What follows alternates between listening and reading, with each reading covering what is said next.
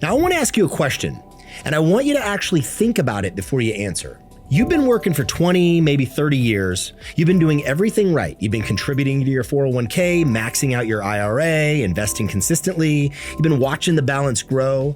And somewhere in the back of your mind, you probably told yourself, I'm on track. I'm building something. But here's the question. What if the system you've been faithfully contributing to for decades was not designed to make you wealthy? What if it was designed to do something else entirely? I'm not a conspiracy theorist, and I'm not here to sell you something exotic or tell you the government is out to get you, but I am going to do something more uncomfortable than that. I'm going to show you the math. I'm going to show you exactly how the traditional retirement system works, not how it's marketed to you, but how it actually functions. Because when you see it clearly, the picture looks very different than what you were told. If we haven't met yet, my name's Adam Williams. I'm the founder and CEO of Elevest Capital, a private equity firm based in Scottsdale, Arizona. Last year alone, my firm completed over $200 million in multifamily transactions, and we added over 1,300 units to our portfolio. I've sat across the table from hundreds of high-income earners, doctors, attorneys, business owners, executives who are doing everything their financial advisor told them to do. And I kept seeing the same pattern. Smart people, strong incomes, disciplined savers, and a retirement plan that had 4 critical structural problems that nobody had ever explained to them. This video is about those 4 problems and what to do about them. Let's get into it. All right, trap 1, the volatility tax. Most people understand that markets go up and markets go down. What most people do not understand is the math of how losses and gains are not symmetrical. Here's a simple example. You have $100,000 in your 401k. The market drops 40%. Your balance is now $60,000. To get back to $100,000, you need a 67% gain, not 40%, 67%. Now let that land. A 40% loss requires a 67% recovery just to break even. You're not gaining ground, you're clawing back to where you were before the crash. And while you're spending 2, 3, 4 years recovering, time is passing. Compounding years you will never get back. Now here's where it gets worse. This math is most dangerous at the worst possible time, right before and right after retirement. The financial planning industry has a term for it. They call it a sequence of returns risk. It means the order in which your gains and losses occur matters enormously. 2 investors with identical average returns over 20 years can end up with dramatically different balances depending on where the bad years hit them. If you retired in year 2000 or 2008 and the market dropped 40% in your first year of retirement, your plan can be functionally destroyed even if the market fully recovers over the next decade, because you've already started withdrawing. You're selling assets at the bottom to fund your life, and those shares are gone. They will never recover for you. The volatility tax is not theoretical, it's mathematical, and the traditional retirement system offers you almost no protection from it. Now let's talk about trap number 2, the liquidity cage. Your 401k balance is not your money. Not really, not yet. It belongs to a future version of you that the government has decided is old enough to access it. Before age 59 and a half, if you need that capital for an emergency, for an opportunity, for a business, for a family situation, you pay a 10% early withdrawal penalty, plus ordinary income taxes on your own money that you earned, that you contributed. Think about what that actually means. Out of $500,000 sitting in an account, a real opportunity shows up, something that could meaningfully change your life and your financial trajectory. And the answer is you can't access that capital without a significant penalty. So you watch the opportunity pass, or a health crisis hits, or a business needs capital, or life happens in the way life always happens. And the money you thought you had is effectively locked behind a wall with a toll booth on the other side. The liquidity cage does something more subtle too. It trains you to think of that capital as untouchable, off limits, something you'll deal with someday. And when the capital is mentally categorized as off limits, it becomes inactive. It stops being a tool you strategically think about. It just sits there, growing or shrinking based on forces you're not even paying attention to in most cases. That's not a wealth strategy, that's a holding tank. All right, trap 3 is the market dependency loop. Every dollar in a traditional 401k or an IRA is exposed to one thing: public market equity and bond performance. You do not control it. You cannot improve it. You cannot influence it. You cannot walk into a company in your portfolio and say, let's cut expenses here. Let's improve operations here. Let's raise the quality of the asset. You're a passenger. Completely passive with no steering wheel and no brakes. And the entire system is designed around the assumption that over long enough time horizons, markets go up, which is historically true, but that assumption comes with three major problems. First, your time horizon is not infinite. You have a retirement date, and the market does not care about your retirement date. Second, average returns mask enormous volatility. A 7% average annual return over 30 years sounds great, but it includes years of minus 30, minus 40, plus 20, plus 30 scattered throughout. The average tells you almost nothing about what your experience will actually feel like and what your balance will actually be on the day you actually need it. Third, you are dependent on an asset class that produces nothing while you hold it. Your 401k does not pay you monthly income. It does not generate cash flow. It grows or shrinks based on price appreciation, and you cannot touch the growth without triggering a taxable event or a withdrawal. Compare that to any other asset that generates actual income, like a rental property, a business, a private investments that distributes cash to you. Those assets pay you while you hold them. The traditional retirement system does not. You're entirely dependent on a single mechanism, price appreciation in a market you cannot influence, to fund the rest of your life. That's a fragile position to be in. And trap 4, the depletion mandate. This is the one that I want you to sit with. The entire traditional retirement system, the 401k, the IRA, the financial planning model built around it, is designed around one exit strategy: spend it down slowly until it's completely gone. The industry standard is the 4% rule. You probably heard of this, which means in retirement, you're going to withdraw 4% of your portfolio per year. And the math says that gives you 25 years of runway. So if you retire at 65, you should have enough money to last until you're 90. Well, that sounds reassuring until you ask the question nobody really asks. What happens if I live past 90? What happens if healthcare costs accelerate faster than the model predicted? What happens if I have a bad sequence of returns in the first 5 years of retirement and the 4% rule breaks down? What happens to my children, to the causes I care about, to the legacy I wanted to leave? And the answer the traditional retirement system gives you is nothing. There's nothing left. Because the system was not designed to preserve capital and distribute income from it indefinitely. It was designed to consume capital slowly, methodically, until you die, with as close to zero as possible. The 4% rule is not a wealth strategy. It's a structured depletion plan. And the cruelest version of this trap is the investor who does everything right. They save diligently, they invest consistently, they build a significant balance, and then watch inflation, healthcare, and longevity slowly erode everything they built until they're in their late 80s calling their kids asking for help. That is the system working exactly as it's designed. Let me make this concrete with numbers. Take two investors. Both retire at 65 years old with $2 million.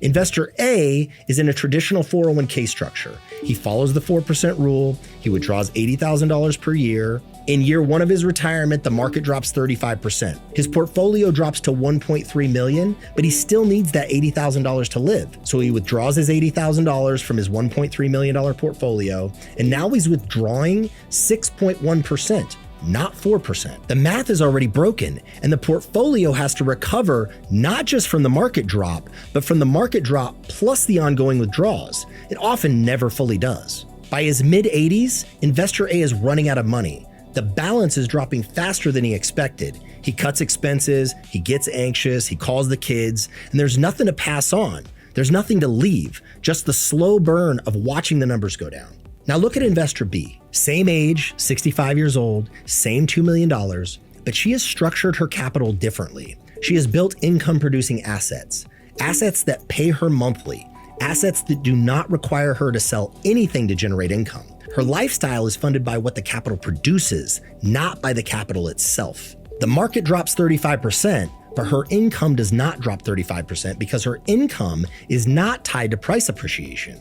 It's tied to what the assets produce. She does not have to touch the principal to live, which means the principal can recover, grow, and eventually be passed on to her children or the causes she cares about. Same starting point, completely different structure, and a completely different outcome. And that's not luck, that's architecture. Here's the question I want you to be sitting with right now. If your retirement plan requires you to slowly spend down everything you've built and runs a real risk of running out before you do, is that actually a plan? Or is it a gamble with a very long time horizon? Because I think most high income earners, if they understood exactly what the 4% rule was and what it was designed to do, would want something different. They would want capital that produces income permanently without requiring depletion. So let me talk about what that actually looks like. The shift I want to offer you today is not complicated, but it does require changing the way you think about what capital is for. The traditional retirement model treats capital as a savings account with a time lock on it. You put money in, it grows, you stop working, you start taking it out, and eventually it's gone. The income engineering model treats capital as a machine. You build the machine produces income, the income funds your life, the machine keeps running. Let me explain the 3 core principles of what I call income engineered capital. Principle 1, capital should produce income before you retire, not just after. One of the core problems with the traditional model is that your capital is essentially on idle during the accumulation phase. It grows on paper, but it does not pay you. You get no cash flow from it while you're working. It only becomes useful theoretically when you stop working. An income engineering approach builds capital that pays you now, monthly, regardless of what stage of life you're in. Principle number 2, income should not require selling assets. This is the core structural flaw of the 4% rule. Every dollar you withdraw in your retirement requires selling something, and selling something during a down market locks in losses permanently. When income comes from what assets produce, not from the sale of assets, you do not have to sell anything. You're not dependent on price. You're dependent on production. And production is something you can analyze, underwrite, and in the right structures, influence. Principle number 3, capital structure should be designed around permanence, not depletion. The question is not how long will this money last? The question is, how do I structure this so it never needs to run out? When your capital is structured to produce income permanently, and the income is what funds your lifestyle, not the principal, you break the depletion mandate entirely. Your children do not inherit a depleted account. They inherit a functioning income machine. That is legacy. That is generational wealth, and it is available to anyone willing to think about capital structure differently. I had a conversation recently with a physician. He was an orthopedic surgeon, mid-50s, strong income, significant 401k balance. He had done everything by the book.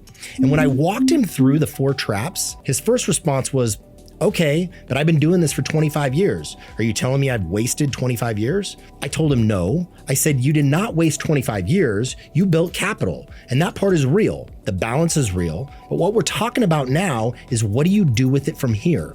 Because the decisions you make in the next 5 to 10 years about how that capital is structured going forward will have more impact on your retirement outcome than the previous 25 years combined. He was quiet for a moment, and then he said, why has no one ever framed it this way before?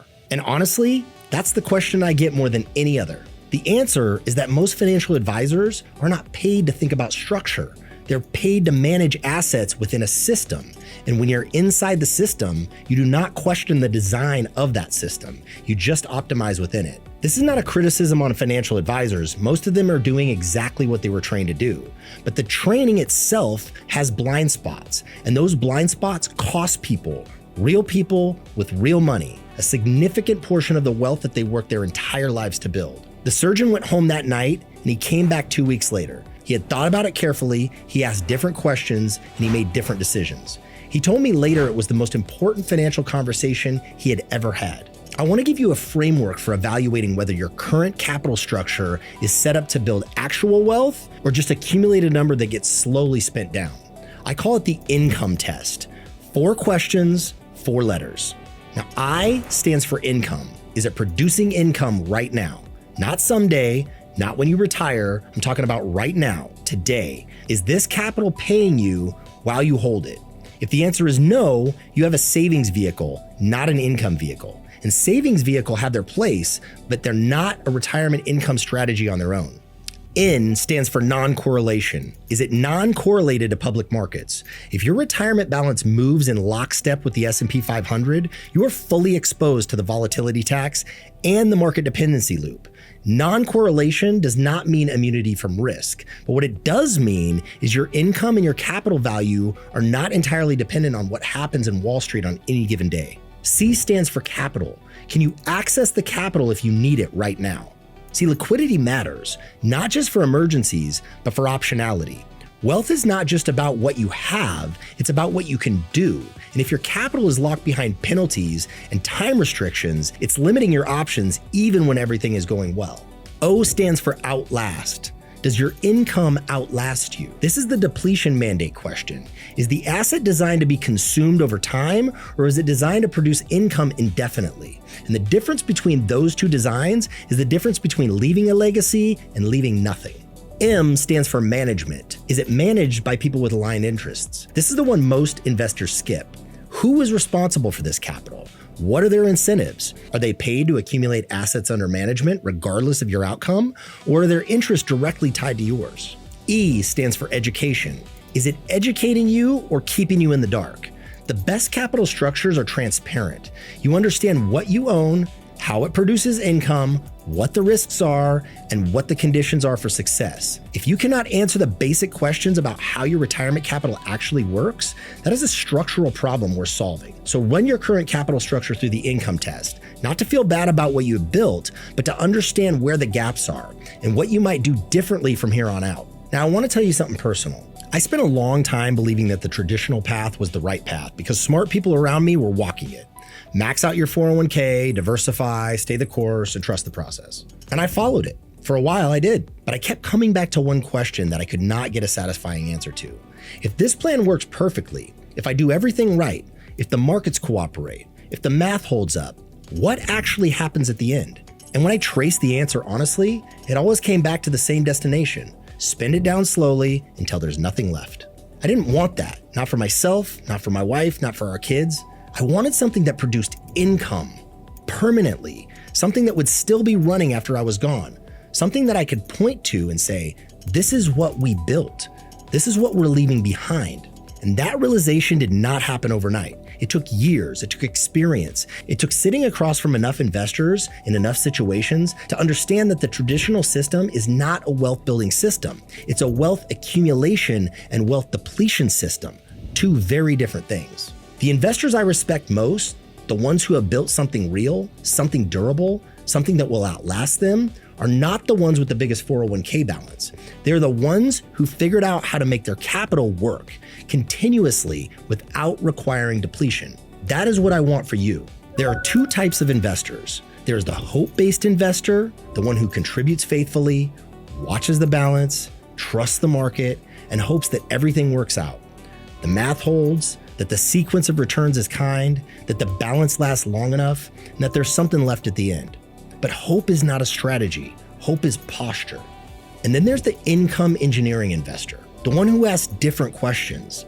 Not just how much am I accumulating, but what is the capital producing? How is it structured? What does it generate while I hold it? And what does it leave behind when I'm no longer here?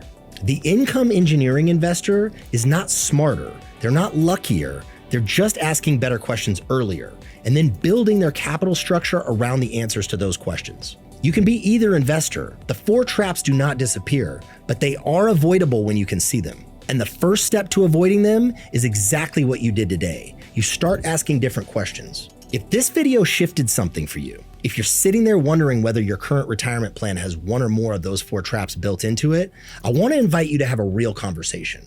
At Ellevest Capital, we work with accredited investors who are ready to think differently about how their capital is structured. We're not here to tell you to throw out everything you built. We are here to help you understand what you have, where the gaps are, and what your options are from here. No pressure, no pitch, just an honest conversation.